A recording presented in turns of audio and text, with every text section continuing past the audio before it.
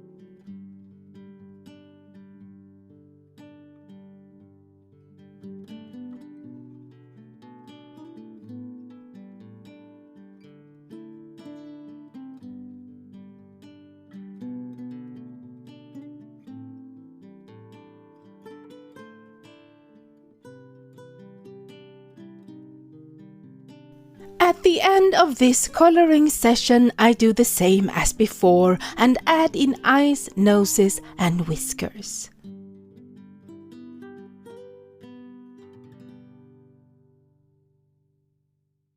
Here are both my panels side by side and I like them both. Now, let's move on to another element for these cards. I have two panels. One is ink blended with oxide inks and the other is ink smooshed with regular dye inks. I won't use the ones from the ink blended panel, but at this point I didn't know what I wanted, so I die cut a bunch of leaves from both those panels.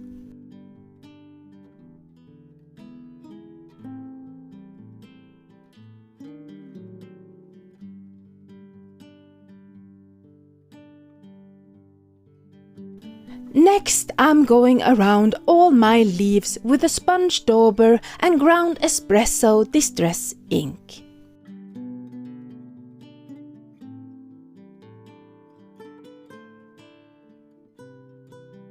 When I have darkened the edges of each leaf, I bring out perfect pearl powder. I spray some water in a palette and add perfect pearl powder and mix. Then I use a small round brush to add shimmering droplets to all my leaves.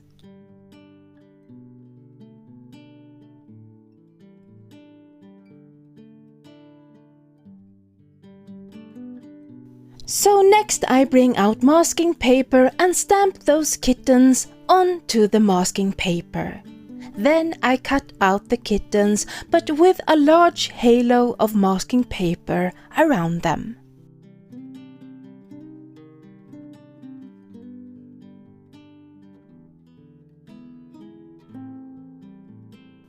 I bring out a Tim Holtz stencil with little stars, distress white texture paste and clear gloss sparkle powder from Wow. I place my mask over the cats and push that opaque white paste through the stencil. Then I cover the white stars with a sparkling clear powder, and then I do it again, filling the whole background with textured stars. And then I do the same to the next panel. Then I pull off that mask and let the paste dry before I melt the embossing powder. I often don't wait because I often want that bubbling texture, but by letting it dry it will melt more smooth.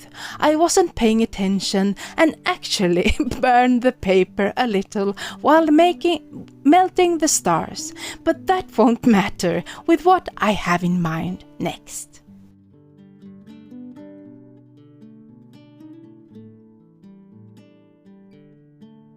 Now let's get inky. I have Distress Oxide Spray in Chipped Sapphire, Spray Stain in Salty Ocean, Mica Spray in Snow Flurry and Winter Frost, and to this panel I also add Distress Re-Inker in Price Ribbon and Salvage Patina. And after shaking them well, I pour each spray into the little cups on my palette. I work wet on wet, adding a ton of water and then dropping in my inks, darker further out and lighter towards the cats. I love how the chalky dark blue mix with the more vibrant inks and the shimmer sprays, and the white stars resist the color since we heat embossed them.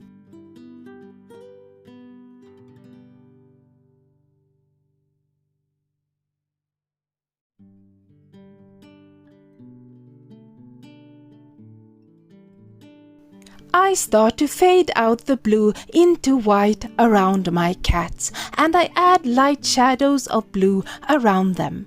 Then I add in their shadow in the light blue shimmer spray Snow Flurry.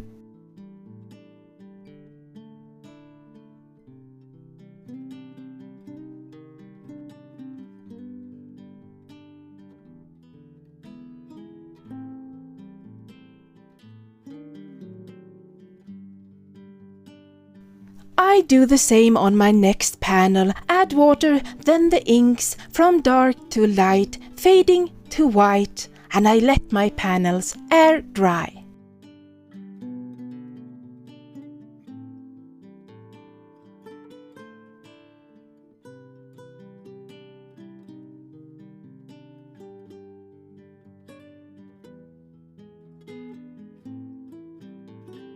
I want a really positive sentiment for my mother-in-law, so I bring out the stamp set from Mama Elephant and choose one saying, "Enjoy the small moments." Next, I treat my dark blue cardstock with anti-static powder and bring out white pigment ink and Wow's bright white embossing powder.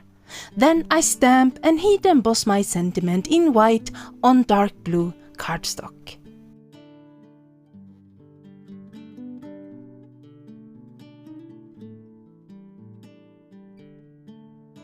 Moving forward, I bring out my leaves and glue them down at the bottom of this panel.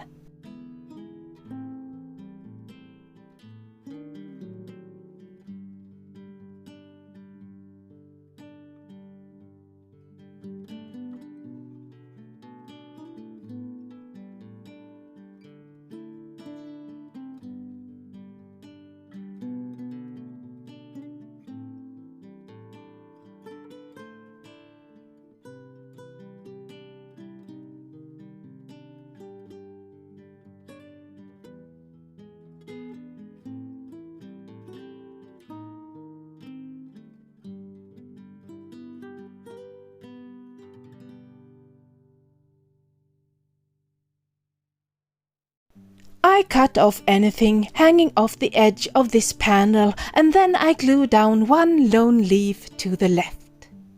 I put foam tape behind my sentiment that I fussy cut and glue it down in the middle.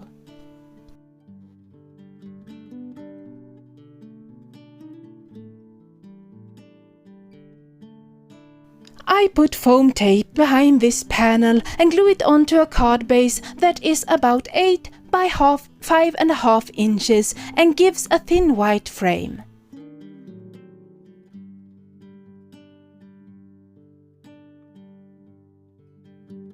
For the next panel on Bristol smooth paper, I heat embossed a sentiment in blue on white saying, "If snowflakes were kisses, I'd send you a blizzard."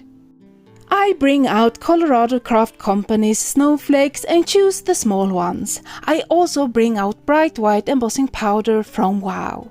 I stamp the snowflakes, cover them with white embossing powder and melt with my heat tool.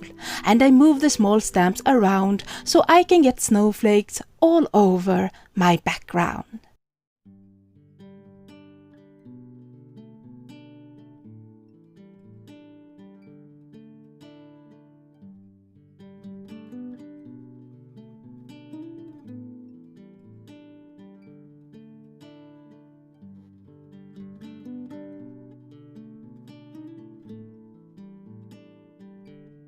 When I have all my snowflakes, I put foam tape behind this panel and glue it on to its base. The last thing I do is to add my sentiment, popped up on foam tape. And now, these mixed media Colorado Craft Company Anita Jeram cards are finished. Thank you so much for joining me. Until the next time, happy crafting!